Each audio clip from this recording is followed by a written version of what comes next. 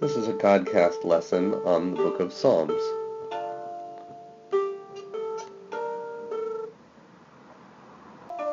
Psalms is 150 poems, a book in the Hebrew Bible, cherished by Jews and Christians, and also by musicians and artists, as well as leaders, people all over the world. The exact authorship of the Psalms is not known. The legend has that they were written by David, king of Israel, 3,000 years ago. Other theories include that they were composed by Davidic family members, royal scribes, schools of authors. But in any case, the range of content, their beautiful way of expressing emotions, everything from victory, thanks, and even grief and loss, has led to the book of Psalms 3,000 years of relevance. Psalms, for example, are used in ritual, for example, recited at funerals and weddings, recited as part of personal prayer, expressing the needs and the gratitude of the one who is reciting them, with music performed to accompany them, to express them, for study and conversation. The poetry can be both inspiring and at times dense, allowing for lots of really interesting conversation. Repeated or chanted as part of meditation, reciting to build community and bring community together, especially during times of joy and hardship. And even in popular culture, as movies use psalms sometimes ironically and sometimes with great inspiration.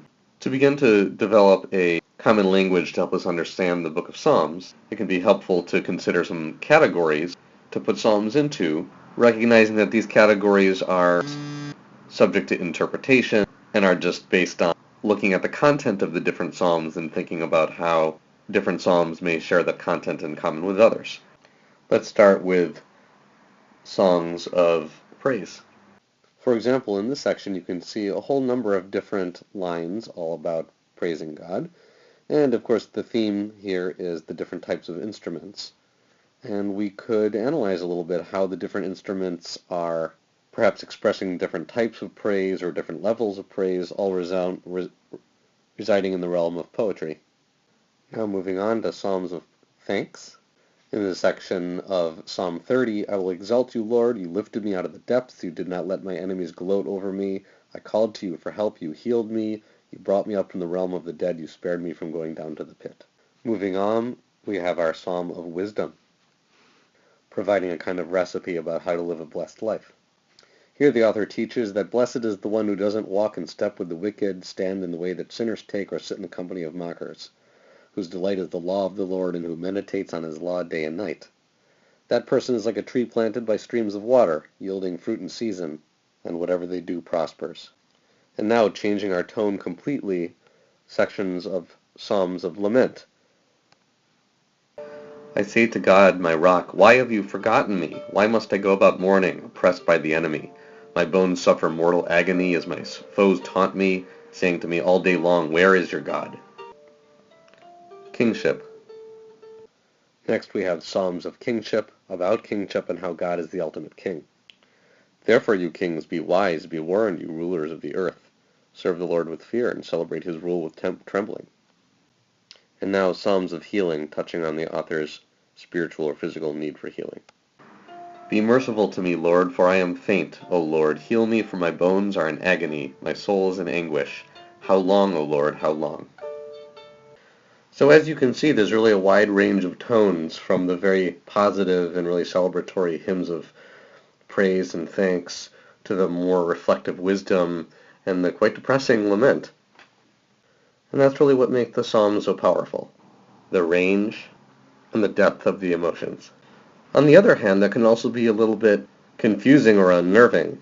For example, here in Psalm 104, the author is talking about the meditations of his heart be pleasing to the Lord as he rejoices, and then takes a very sudden shift to talking about sinners vanishing from the earth.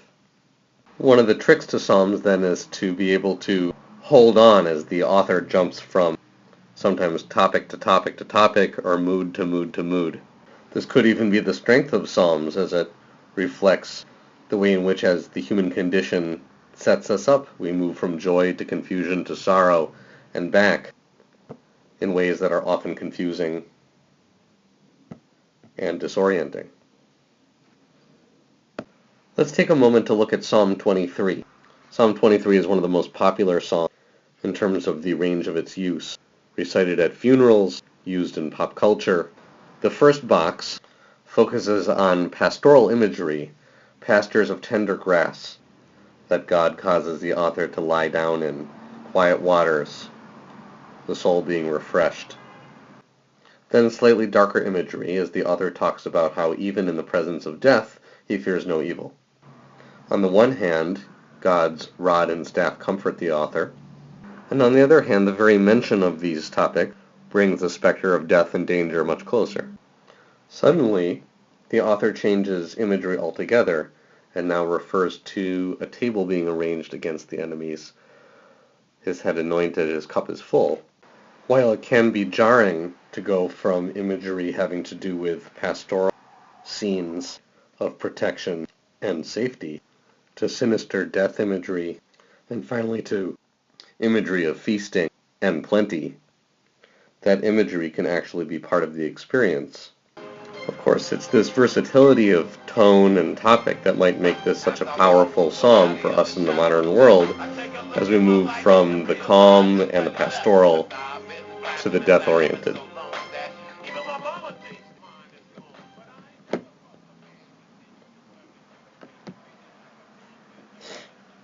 Psalm 23 might fall somewhere between a hymn of praise and a hymn of thanks.